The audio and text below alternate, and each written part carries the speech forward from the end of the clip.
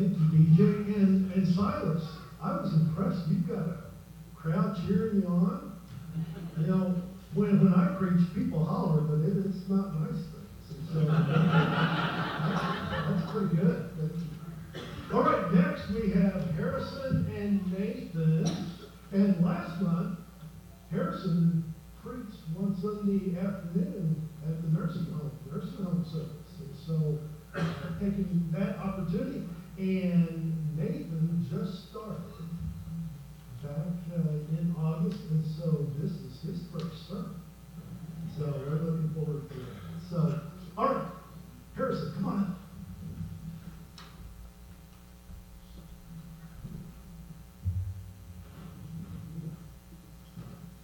We all read our Bible often.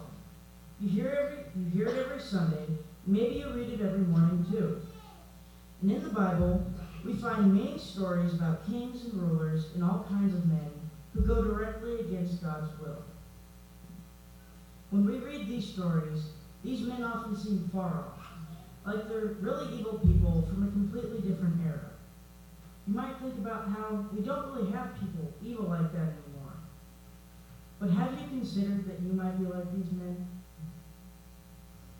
You might think, I haven't worshipped idols, or I haven't committed adultery. Though you may never have done these exact things, you have likely done them in a far more subtle way. These sins are not always so obvious. You may not worship a golden calf, but things like money are still idols to many people, even if they don't realize it. And, as we are told on the Sermon on the Mount, you can commit adultery in your heart, even if you haven't done it outright. So despite how it may look, these sins are still among us today. But for today, we'll be concentrating on one such sin, the sin of rebellion against our Father in heaven. But before we begin, there are a lot of people in this story, so I'll list the major ones to help you keep everything in order. There is David, the king of Israel. Absalom, who rebels against David. Ahithophel, both David and Absalom's advisors. Joab, Abishai, and Ittai, the commanders of David's army. And the Cushite, who is a messenger sent to tell David of his son's death. We will start in 2 Samuel chapter 15, verses 1 through 6. After this, Absalom got himself a chariot and horses, and 50 men to run before him. And Absalom used to rise early and stand beside the way of the gate. And when any man had a dispute to come before the king for judgment, Absalom would call to him and say, "From what city are you?" And when he said, "Your servant is of such and such a tribe in Israel," Absalom would say to him, "See, your claims are good and right, but there is no man designated by the king to hear you." Then Absalom would say, "Oh, that I were judge in the land! Then every man with a dispute or cause might come to me, and I would give him justice." And whenever a man came near to pay homage to him, he would put out his hand and take hold of him and kiss him. Thus Absalom did to all of Israel who came to the king for judgment. So Absalom stole the hearts of the men of Israel. In this passage, Absalom, who is David's son, is winning the people over to himself. This is the beginning of a large-scale rebellion against David. What Absalom is doing may seem innocent enough, but if you look closely, you will see he is not really interested in the problems of the people, but only interested in their support. He got himself a chariot and men to run before him, which would have made himself look very impressive to all the people. He would stand by the palace where judgment was done, waiting for people who were coming to the king to have some dispute settled. As we see in the passage, however, there is no one designated by the king to hear the people. Absalom takes advantage of this by saying if he were king, he would give every one of them justice. So he has won the hearts of the people. Now he takes more blatant action. Absalom's conspiracy grows, so that David has to flee Jerusalem, and he decides he must declare his dominance. And in 2 Samuel chapter 20, verses 20 through 23, we see how he does this. Then Absalom said to Ahithophel, "Give your counsel. What shall we do?" Ahithophel said to Absalom, Go into your father's concubines, whom he has left to keep the house, and all Israel will hear that you made yourself a stench to your father, and the hands of all who are with you will be strengthened." So they pitched a tent for Absalom on the roof. And Absalom went into his father's concubines in the sight of all Israel.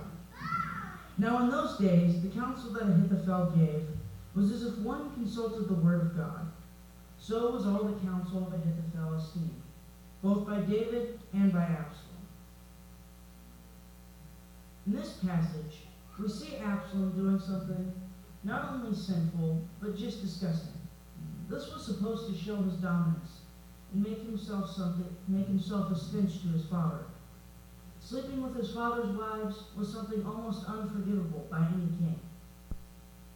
By doing this, he was disowning David as his father. He has become power-hungry and rebellious. He has driven his father from his land, slept with his wives, and disowned his father, attempting to make himself something disgusting to him. All these things are amazingly horrible sins, but we do these too. After all, we also rebel against our Father in heaven. Sometimes, when a man or woman becomes so broken and sinful, they will try and drive God away. They, instead of worshiping God, worship other things in life, like alcohol, fame, or money. They try to disown God as their father, or they might sin on purpose to, like Absalom, try and drive God away. Even Christians rebel like this. The ways in which we do it, however, are often far more subtle and less outright. When we do these things, it seems at many times like we are unforgivable. Now we will move on to 2 Samuel 18, verses 1 through 5. Then David mustered the men who were with him, and set over them commanders of thousands and commanders of hundreds. And David sent out the army, 1/3 under the command of Joab, 1/3 under the command of Abishai the son of Zeruiah, Joab's brother, and 1/3 under the command of Ittai the Gittite. And the king said to the men, "I myself will also go out with you." But the men said, "You shall not go out, for if we flee, they will not care about us. If half of us die, they will not care about us. But you are worth 10,000 of us. Therefore it is better that you send us help from the city." The king said to them, "Whatever seems best to you I will do." So the king stood at the side of the gate while all the army marched out by hundreds and by thousands. And the king ordered Joab and Abishai and Ittai, "Deal gently for my sake with the young man Absalom." And all the people heard, and the king gave orders to all the commanders about Absalom. Here we see David preparing to fight his own son. Now remember what Absalom has done. He has disowned David, and yet here is David telling his army to spare him. If you think about it, you'll realize just how ready David is to forgive his son. His son has disowned him, and has rebelled against him, and is trying to take over his kingdom. And yet David would readily forgive him if only Absalom would let him.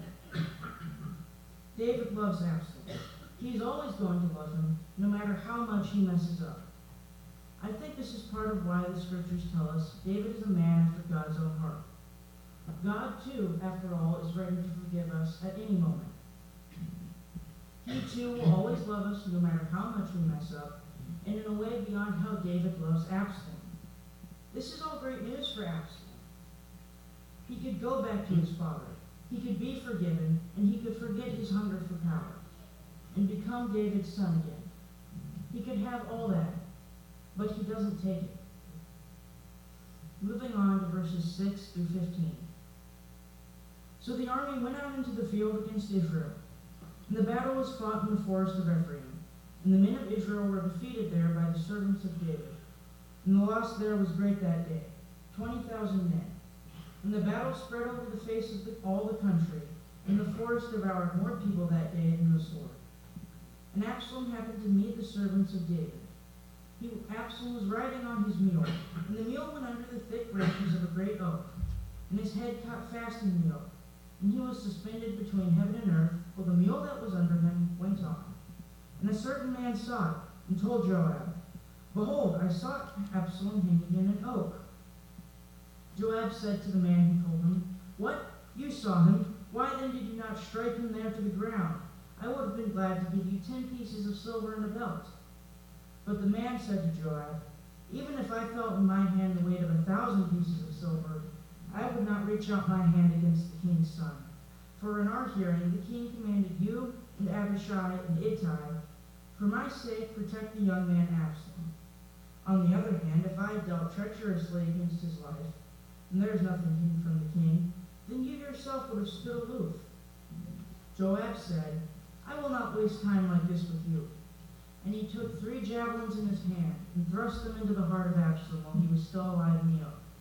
And 10 young men, Joab's armor-bearers, surrounded Absalom and struck him and killed him. Absalom's rebellion meets David's army head-on. This is the final conflict of the rebellion, and it does not go well for Absalom.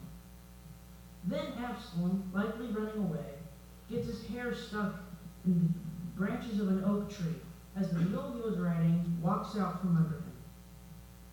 Then a faithful servant of David comes and finds him and tells Joab about him. Joab is angry, however, that the soldier remained loyal to David's wishes and did not kill Absalom on sight. He even tries to bribe this soldier, but because the soldier refuses, he goes and kills Absalom himself, disobeying a direct order from the king.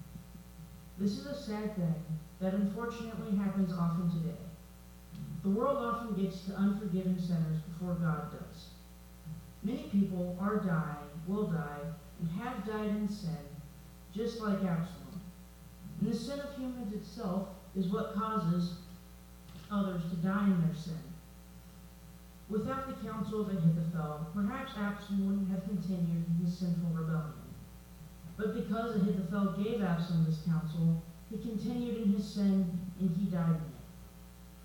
But though the sin of others is what causes others to die in sin, it is still, no matter what, ultimately our decision on whether or not we die in our sin.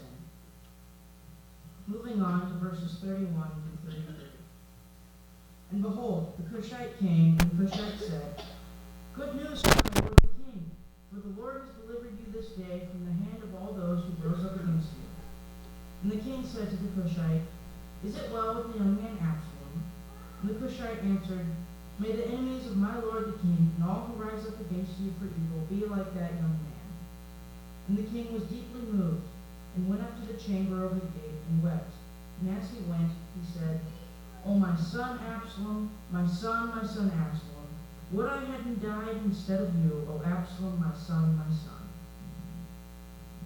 David receives news of his son's death. His son who rebelled and sinned against him in almost as many ways as a son can against his father. But what does David do? He weeps for his son.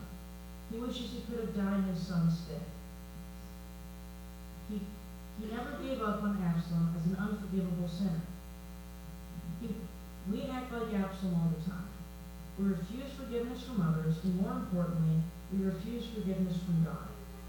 God who has offered us forgiveness on a scale larger than David ever could. David wishes he could have died in his son's stead, but God did die for us. But we are still alive, and it's not too late for any of us. We can accept that forgiveness and be saved. Don't be like Absalom. Don't wait until it's too late. God has given us an opportunity for forgiveness. He died for us in an excruciating way to pay for our sins. We may seem unforgivable, but God found a way to forgive us. To accept this great forgiveness is simple. Become a baptized believer, and when the time comes and we are all judged, we will live in heaven eternally where there is no pain or sin.